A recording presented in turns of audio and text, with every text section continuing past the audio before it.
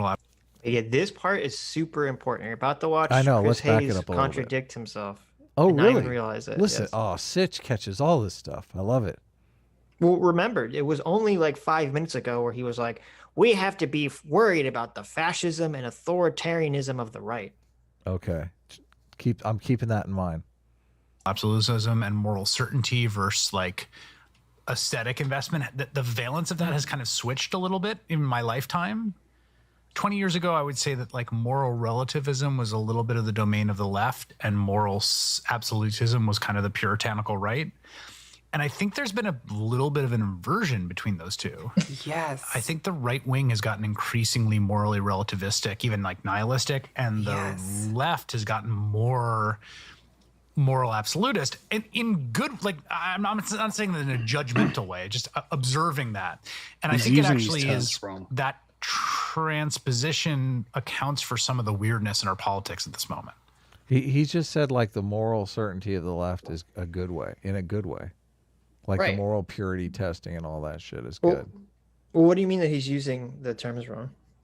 Well, a moral absolutist isn't someone who thinks in necessarily morally sort of authoritarian ways. What they're saying is there's a single absolute source of morality, Right. normally sure. God, obviously. And then it's down to interpretations. And of course, you can be as soft or as hard on interpretations as you want. The moral relativist believes that there is no absolute origin of morality, and therefore anything is essentially permissible, it seems. And the thing that they're getting to is that the left has adopted a kind of legislator authority where they're kind of acting like moral legislators in Kant's kingdom of ends. And if you agree to the passcodes, if you join the club and enter into Kant's notional republic, so you too can issue moral edicts with the full force of intersectionality, then you become the kind of moral that you adopt the same moral authority as God, basically. Right. Right. Yes, he's basically using these terms to mean just authoritarian behavior. But basically. this isn't necessarily an absolute position. Right, It's really, sure. well, or, I mean, the thing is, I might be wrong. It might be because, I have trouble looking at what Kant his whole project is without seeing it as basically a way of turning oneself into a moral legislator equivalent to God, and that's a pretty big sort of assumption to build into the thing you're doing. If you can just universalize this, then this is a categoric statement. This is all true in all places in all times. And it's like, I don't know, like this seems ridiculous. And it seems like, I mean, maybe it is an absolute position. So maybe I'm right. misinterpreting him. I could Maybe he's definitely thought about it see. this deeply. I could definitely see the argument being made that, like with the woke stuff, I mean, they're drawing upon, they're not drawing upon God or something, but they're drawing upon, critical theory as being the absolute source of, this is the way the world works, and everything has to be perceived through this lens. And if you, stray away from it, you're a bad person. Yeah. Maybe that's what he's interpreting as this sort of Right. position of moral absolution. But it's funny to me that, well, it's not funny, it's horrible. Someone in the chat very rightly pointed out that whenever I say it's funny, I mean this is horrible. Yeah. Is that, just literally 5 minutes ago, he's like, oh, we have to be so afraid of the authoritarian right. Thank you, ContraPoints, for battling against them. And now he's like, I've noticed that it's really the left that's being authoritarian now, and maybe that's a good thing. Yeah. I What did the catch fuck, that. Chris? Yeah. What the That's fuck a giant is happening? contradiction. Yeah, but this is pure morality binding and blinding. He's pure in the bubble. He's so in the bubble. He's part of that moral purity testing that goes on. Right. You know what this is, Adam? It's your favorite thing in the world. What is it? It's horseshoe. Horseshoe in action, baby. The eternal horseshoe. How is this the horseshoe, though? Plato's horseshoe. He's saying that they switched, though. It's not necessarily horseshoe if they've switched. If now the right is embodying some sort of nihilism and the left is the one that is like, no, we have the moral authority. The fact that he says that it's good now that it's happening on his side, when he was saying it was bad on the other side, that's the horseshoe. Yeah, okay. That makes sense. Oh, I completely agree with that analysis. It's kind of fascinating to have watched this. But yeah, I remember being in high school. This was the early 2000s, and even back then, like I understood myself as a progressive. Like what that meant was much more of this, like, I don't know, kind of like free love, like anti-censorship, like kind of almost like looking back to the 60s idea of what leftism was, whereas it has become this more like Soviet atmosphere of moral fanaticism in the meantime. And I, Yes. well, you can probably glean from the way that I'm describing this. I don't love the development, but I also think that, there are good things about it. Yeah, I mean, the thing I love that it has to be like the little tag, but there's good things there too about being a Soviet authoritarian state. There's good. We things can't there. say there are good things about white people, but we should say there are good things about the Soviet Union. Right. This is it's so annoying because even, I don't know, because that's why I said at first I thought Chris was sort of like waking up to the idea, but he said it was good. He didn't seem like he said this was a bad. At least Contra's saying that at least she's saying there's some bad elements to it. Okay. They sound like they've been taken hostage though, right? Yes. And they're now rationalizing the hostage situation. Right. So hang on, why is it actually a good thing that these lunatics have taken over? Well, let me fabricate some bullshit. Right. That's the perfect metaphor because that's literally what's happening. The woke mob on Twitter is holding a gun to both Contra and Chris Hayes' heads, and they're like, "What did you say? What did you say about us? You said we're authoritarian, huh? We're fighting the fascists. Don't you know what side you're on?" That's exactly how it is. So is it like moral fanaticism has its place, like as someone who spends a lot of time reading history of the run up to the Civil War and the aftermath, the abolitionists were constantly being called moral fanaticists, and they absolutely were moral fanaticists. Yeah, well, John Brown.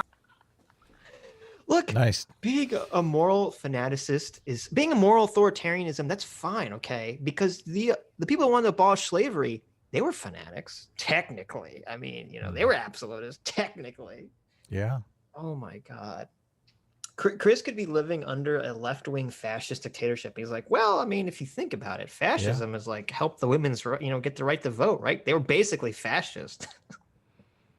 Yeah, but I mean, don't you kind of got to break it down? You got to go like, listen, Jonestown, the Holocaust. Like, there's a lot of other moral fanatics that do bad things, do absolutely horrible things. Well, what I'm getting at is it shows how full of shit Chris is, because normally especially someone like Chris, would always label something as authoritarian or fanatical as being bad, and he would pull to every right-wing example he could. And now he's like, because it suits his talking point, he's like, well, technically, I mean, being a fanatic is a neutral term, and like there's always good left-wing fanaticals. Yeah, totally. Fanatic is not a neutral term. Yeah. Right, but that's the way Chris is trying to promote it, like as if it is. He's massaging it into a neutral term. Yes. For the purposes of this discussion, where it just so happened to come up that the left is the ones that are being fanatics. Like, it's like when you're talking about earlier, that example with Charlie Kirk was like, well, libertarianism is bad because it wouldn't fight against segregation. And then Chris Hayes is like, well, fanatics, fought against slavery, right? So technically. Yeah. Okay, Chris. Right? Like that guy at the time would have been considered a maniac, but in retrospect, it looks like he's the only rational one there. Right. Yeah. And that becomes a tricky part, right? Run up to the Civil War and the aftermath. Yeah, that's the advantage of like cherry picking history right there.